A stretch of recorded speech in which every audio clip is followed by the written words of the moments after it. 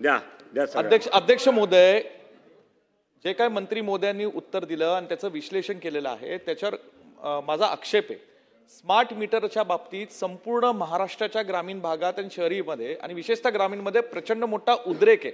अध्यक्ष महोदय, सभागृहामध्ये विधिमंडळातल्या अनेक सदस्यांनी आमदारांनी ह्या बाबतीतल्या भावना व्यक्त केल्या होत्या की स्मार्ट मीटर बसवत असतानाची प्रक्रिया आणि जे खाली अधिकारी या विभागाचे खालच्या स्तरावर जे आरेरावी करतात त्या कुटुंबातली जी पुरुष व्यक्ती नसताना सुद्धा जर एखादी शेतकरी कुटुंबातला माणूस हा जर दिवसा शेतात गेला असेल, रानात गेला असेल तर जबरदस्ती घुसायचं, महिला मंडळींना कुटुंबातल्या लहान मुलाबाळांना दमदाटी करायची आणि ते स्मार्ट मीटर बसवण्याचं काम हे खालच्या स्तरावरचे अधिकारी घेतात. मी एक जबाबदार आमदार आणि लोकप्रतिनिधी या नात्याने बावनकुळे साहेब माझा अनुभव सांगतो, हे सिद्ध झालेलं आहे की हे प्रक्रिया करतात, हे अधिकाऱ्यांनी मान्य केलंय की आम्ही असं करतो, म्हणजे कुटुंबाला माहित नाही, कुटुंबातल्या प्रमुखाला माहित नाही. आणि हे स्मार्ट मीटर बसवल्यानंतर अव्वाच्या सव्वा ही जी बिलं येतात त्याचं म्हणजे काही ठाव ठिकाण नाही, त्याचं ताळतंत्र नाही. म्हणजे ज्याचं बिल खरं 10-15 हजार यायला पाहिजे त्याला 60-70 हजार रुपये बिल येतं. हे कशासाठी चाललंय? आम्ही सातत्याने शासनाला सांगतोय की शेतकऱ्यांवर, सर्वसामान्यांवर, गोरगरिबांवर अन्याय होतोय. हा अन्याय कुठेतरी सरकारने रोखला पाहिजे ना. नुसतं विधिमंडळामध्ये पुस्तकी उत्तरं देऊन काय उपयोग? अध्यक्ष महोदय, हे बरोबर नाही. ह्याच्या बाबतीत सातत्याने आम्ही भूमिका घेतोय की हे स्मार्ट मीटर जबरदस्तीने बसवणे नाही. आणि माझी बावनकुळे साहेब, तुम्हाला सर्वसामान्य लोकांची खरंच मनापासून जाण आहे, आम्ही तुमचं ऐकतोय, पण आज त्याचं उत्तर द्या की अंतिम आठवड्यात प्रस्ताव उशीर होतोय. पाटील साहेब. जयंतराव. अध्यक्ष महोदय, चर्चेच्या वेळी आम्ही सांगितलं होतं असंतोष प्रचंड महाराष्ट्रात आहे. स्मार्ट मीटरच्या ठिकाणी हे स्मार्ट मीटर नाही, हे प्रीपेड मीटरच आहे. नंतर तुम्ही स्मार्ट मीटरच्या ठिकाणी प्रीपेडचा वापर करून तुम्ही सगळ्यांना आधी पैसे भरायला महाराष्ट्रात लावणार आहे, पुढच्या 2-3 वर्षात कराल. हे म्हणून लोकांचा आधी जे विश्वजित कदम यांनी सांगितलं ते बरोबर आहे. अव्वाच्या सव्वा बिलं यायला लागली आणि जिथं 5,000-7,000 बिल यायचं तिथं 20 आणि 25,000 बिलं यायला लागली. त्यामुळं अध्यक्ष महोदय विषय रिपिटेशन मुद्दा सांगतो. वारंवार मंत्री महोदय म्हणतात की अधिनियमात बदल केलेला आहे. लोकांचे जे ग्राहक आहेत त्याला न विचारता तुम्ही काय काय करताय याचा काय अंदाज लागत नाही. आणि म्हणून या स्मार्ट मीटरला जनतेचा विरोध आहे. सरकारने स्मार्ट मीटर मान्यतेशिवाय लावणार नाही अशी आम्ही जनतेला महाराष्ट्रात बावनकुळे साहेब आपण द्यावी. मंत्री महोदय प्लीज.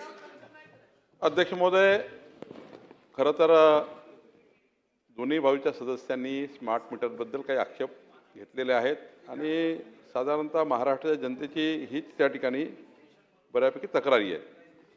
पण खरं तर आपल्याला हे माहिती आहे नानाभाऊ आणि जयंतराव, हे खातं जे असतं ते काही फार त्यांच्याकडे काही सेल्फ कंट्रोल नसतो. याचं खातं असतं कुणाकडे? तर CERC, सेंट्रल इलेक्ट्रिकल जे रेग्युलेटरी ऐका ना, CEA आणि CERC, MERC यांचे प्रत्येक वेळी बंधनं असतात.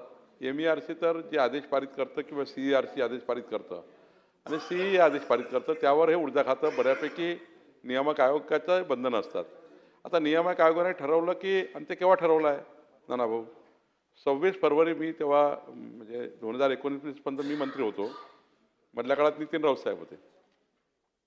आता हे 26 फरवरी 2021ला आदेश झाला स्मार्ट मीटर लावा. बऱ्यापैकी मग त्या काळामध्ये मग देवेंद्रजी पुन्हा ऊर्जा त्यांच्याकडे आता ते खातं त्यांच्याकडे आहे. त्यांनी खूप प्रयत्न केला याच्यामध्ये, पण इतके कडक बंधन आहेत CERC आणि MERCचे की या ठिकाणी काही करून हे मीटर बदलले पाहिजे. कारण रिन्युएबल पॉवर जे आहेत राज्याचं किंवा देशाचं, या रिन्युएबल पॉवरला जर आपल्याला दिवसांनी जर त्या ठिकाणी काही जे ग्राहक आहे त्यांना लाभ मिळवून द्यायचा असेल तर दुसरी बाजू हे सत्य आहे की जे रिन्युएबल पॉवर वापरतात त्यांना या मीटरचा फार फायदा होतो. रूफटॉपवाल्यांना मी तुम्हाला सांगतो ना, रूफटॉप लावले ना तर याचा खूप फायदा आहे. कारण दिवसांनी याचं एक जे मेकॅनिझम आहे ते बऱ्यापैकी यातनं रिलीफ मिळतं. कारण रूफटॉपला हे सपोर्ट करतं फार, आणि त्यामुळं याचं एक होतं. तरी आता 1,23,00,000 स्मार्ट मीटर लावले आहेत आणि जवळपास 4 लाख लोकांनी कंप्लेंट केलेल्या आहेत.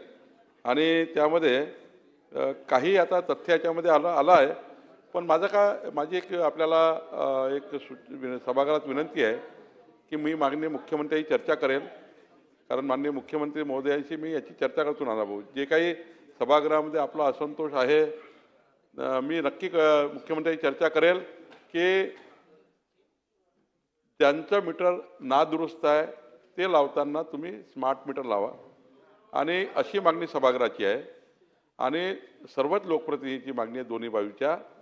आणि ही मागणी ही जी या ठिकाणची जी आजची सभागृहातली चर्चा आहे ती मुख्यमंत्र्यांची चर्चा करेल, आजच चर्चा करेल, मुख्यमंत्र्याकडे एखादी वाटल्यास बैठक लावू आणि याच्यातनं महाराष्ट्र जनतेला जे आपलं जे म्हणणं आहे की जबरदस्ती घरात घुसून हे मीटर लावतात, हे जर खरं आहे तर हे काही योग्य नाही.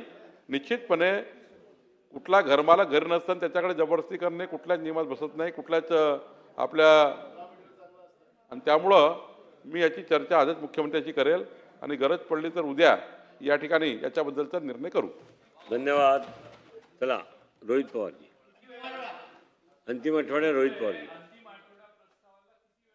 पण कारण आता जेवढा वेळ 7 आपण वाजले. मागाल तेवढा. शेवटचा वक्ता आज बोलेल तिथपर्यंत ही सभागृह चालू अध्यक्ष ठेवू.